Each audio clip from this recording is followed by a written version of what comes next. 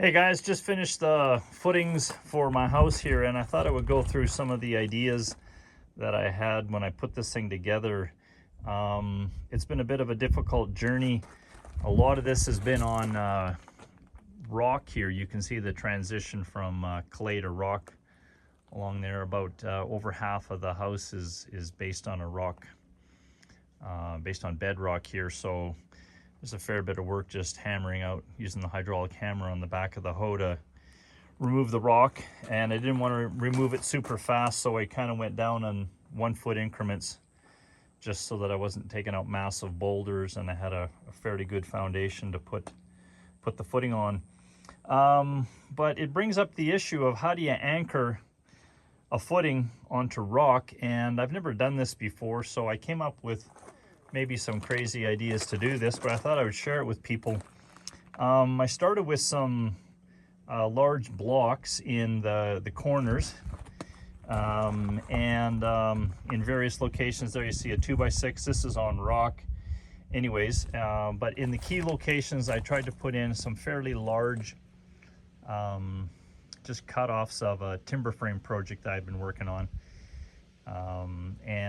So in each corner I've put in a block that's kind of proportional to the needs of the soil below it. So this area here is rock, and those are just 4x4s. In the corners sometimes I've used some bigger stuff, but in the far corner over there, there's it gets down to gravel, and I've used some larger pieces of the cutoff that give a larger bearing surface on the gravel. So what I did when I was laying this out is I leveled it out by hand, just kind of scraped it down, and then I took a sledgehammer and pounded each one of those cutoffs just so that it compacted the soil or the rock or whatever underneath it, leveled it out so it was reasonably level. That seemed to actually work pretty good. And then once I had it set up, I put some random 2x6 pieces and just kind of put some large chunks of rock around the outside just to kind of weight it down. Originally I was a little bit worried about it kind of floating up once I poured the concrete.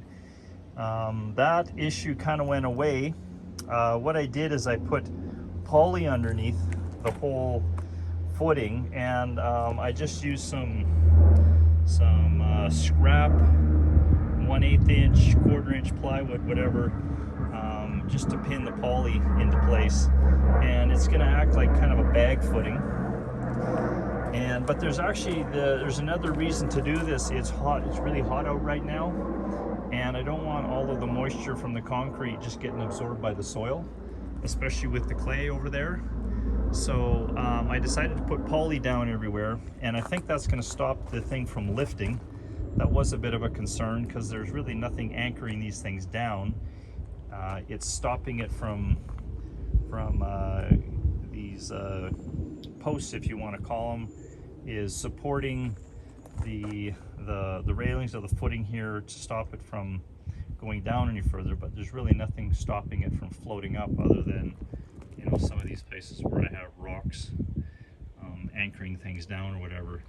So I think the bag footing's gonna prevent anything from coming up too high as well, so that's handy. All this lumber I've taken off my sawmill, but a lot of it, you know, some of it's kind of a bit twisted on a few things, so I kind of did an anti-twist system here where just screwed some 2x6s to the outer edge and then just weighted it down as a kind of a counterweight, and it kind of it's enough to remove the twist on some of these boards and some of the locations where things got a little out of hand.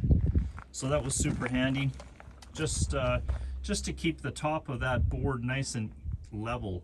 It's hard to level a board when there's a twist in it.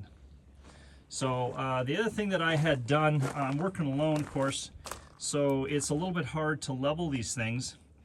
So I kind of came up with an idea here to use a hydraulic jack and a clamp, and if you clamp that thing nice and tight and use the jack, you can lift it up kind of a 1/16 of an inch at a time, so you can get this thing pretty dialed in for elevation all the way around.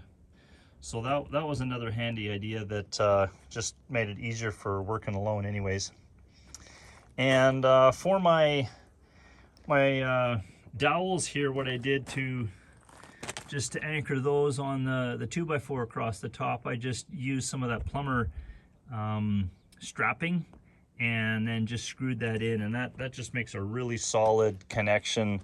That'll be super good for pouring. This is going to be a bit of a complex pour just because of all the wood and the rebar. It's pretty heavy duty. I wanted something pretty heavy duty because of the potential for differential settlement on this footing, because some's on rock and some's on gravel, so I just made everything extra heavy duty. Anyways, yeah, I wanted to share some of these ideas. Hopefully this might be a bit of a useful idea for someone who's putting something together on rock. It's a little bit hard to stabilize this, but I think the way I have it pinched in the trench here from each side is going to stop it from moving, and the more things you have tied together, the better it's anchored. And on the far end over here, I did have some pegs that I could use and get into the ground. There's just an awful lot of rock underneath everything too, so these things didn't go in very straight, but I think it's enough to anchor a few things.